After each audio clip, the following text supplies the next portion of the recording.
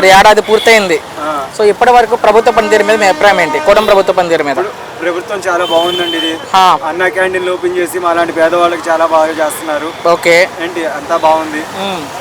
ఈ ఏడాదిలో ప్రజలకు ఏమన్నా మంచి చేశారు ఈ ప్రభుత్వం వచ్చాక? మంచి చేయాలి అంటే ఈ వర్షాలు వచ్చి మొన్న ఇదంతా కొట్టకపోవడం వల్ల అవి చూసుకోవడమే సరిపోతుంది. ఇంకేం మంచి చేస్తా ఉంటాడండి ఆయన పాపం. ఓకే, ఏంటి మా తప్పులు ఎదుర్చడానికే సరిపోవట్లేదు. అది మరి ఏంటి అసలు ఈ ప్రభుత్వం ఏం చేయట్లేదని వైసీపీ వాళ్ళు అంటున్నారు, దాని మీద మీ అభిప్రాయం ఏంటి? అంటా ఉంటారు, గిట్టని వాళ్ళు చాలా మంది అంటారు.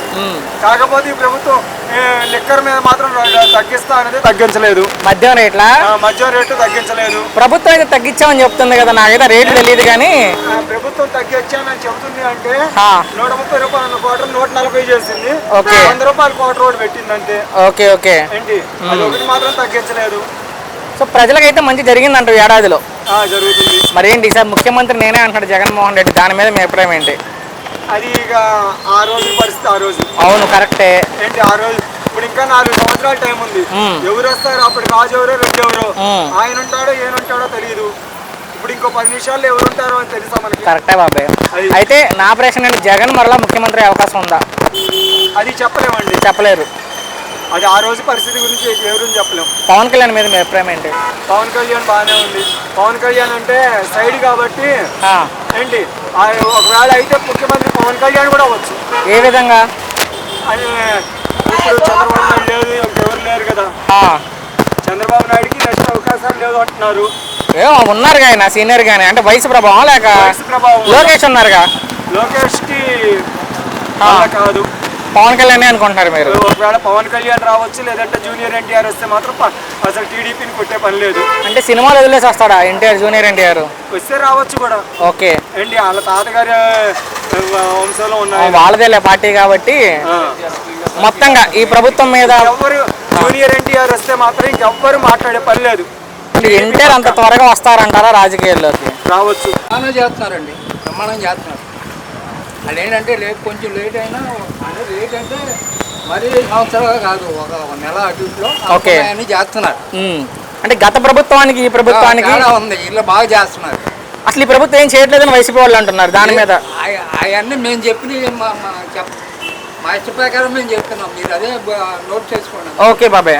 సంగతి ఇంకొకటి సంగతి పార్టీ తరఫున మాట్లాడతారు కొంతమంది, నేను పార్టీ తరఫున కాదు. ఓకే, నేను చూస్తున్నాను కనుక చెప్తున్నాను. మరి చదువుకునే విద్యార్థులకి తల్లికి వందనం విడుదల చేసిన ప్రభుత్వం వేశారు.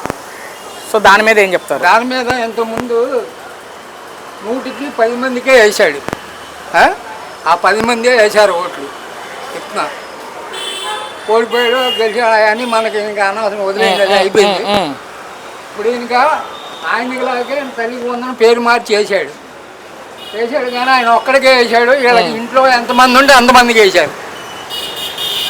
ఈ ప్రభుత్వం వచ్చాక ఎక్కడెక్కడ పెండింగ్ ఉన్నా కూడా 5వ తారీఖు వేశారు. కొంచెం డబ్బులు ఎందుకు వైసీపీ వాళ్ళు ఆరోపణ చేస్తున్నారు? చేసిన అప్పులు తీర్చడానికి కూడా వీళ్ళు కొంచెం సహాయం చేశారు. ఓకే, తెలుగుదేశం ప్రభుత్వం.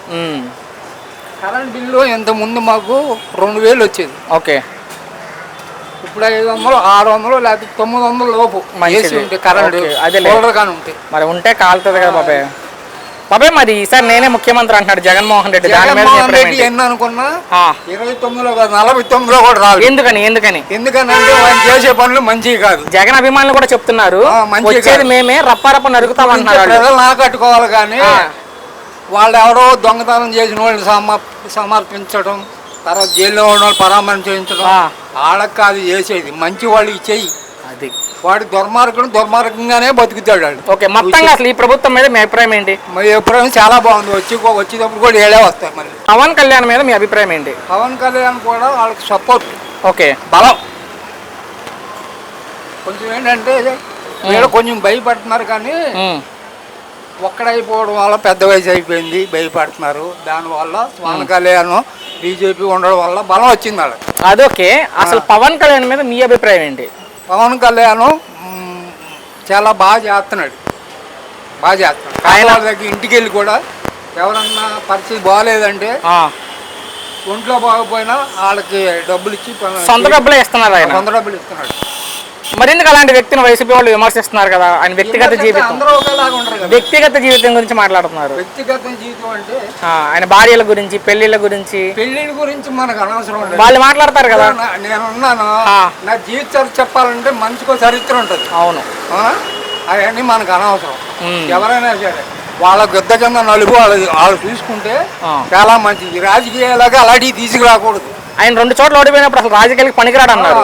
2 కోట్లు ఓడిపోయారంటే గత ప్రభుత్వం గెలిచారంటే అది కొన్ని కారణాల వల్ల గెలిచారు. ఓకే చెప్పనా? మరి ఆ వ్యక్తి ఇప్పుడు 21 చోట్ల గెలిచారు. 21 గెలిచాడు. అది నేను ఎలక్షన్ రాకముందే చెప్పా. ఇక్కడ సెంట్రల్ లో 20 సీట్లు ఒక కాకినాడ తప్ప మిగతా పిఠాపురం అన్ని 20 వస్తాయని నేను చెప్పా. అంత నమ్మకంతో ఎలా చెప్పారు మీరు? డ్రైవర్ వచ్చాడు గుడికి, నేను టిఫిన్ చేస్తా. ఒక్క సంవత్సరం 6 నెలల్లో ఉంది టైము ఎలక్షన్కి.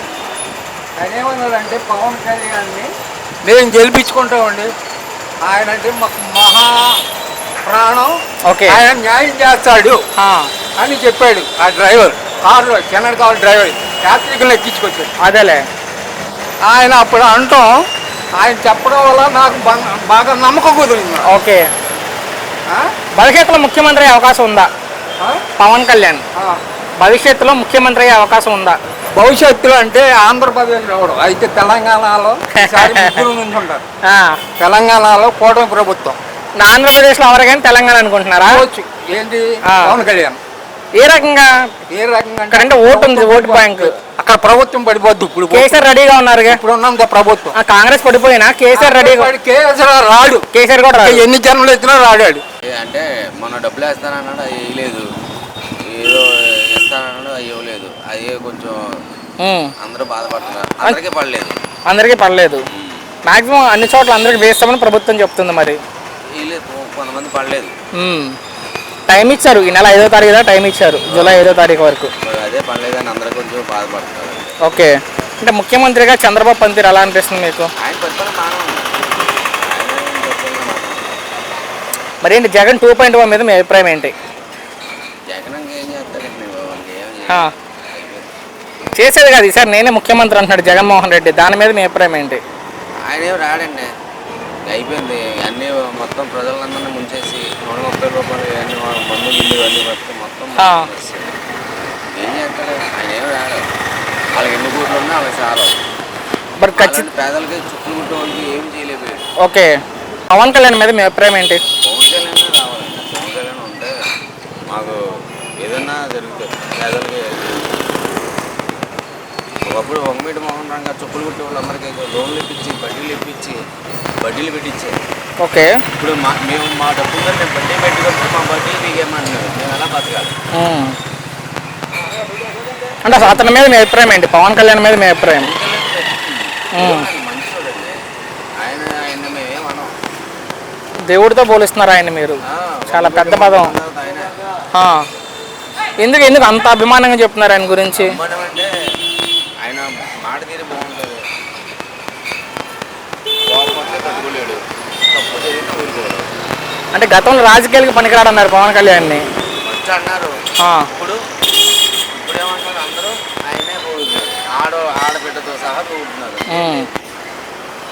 ఇంట్లో అందరూ మళ్ళీ వచ్చే ఎలక్షన్కి మళ్ళీ యూత్ అందరికీ మళ్ళీ ఓట్లు పెరుగుతాయి. ఇప్పుడు 1 సంవత్సరం అటు ఇటు ఉంది కదా, అప్పుడు అందరూ ఆ పవన్ కళ్యాణ్ చేస్తారు. భవిష్యత్తులో ముఖ్యమంత్రి అయ్యే అవకాశం ఉందని అవుతారు సార్, ఖచ్చితంగా. కంపల్సరీ అవుతారు. మీరు ఎందుకు అంత నమ్మకంగా చెప్తున్నారు అవుతారని? అవుతారు.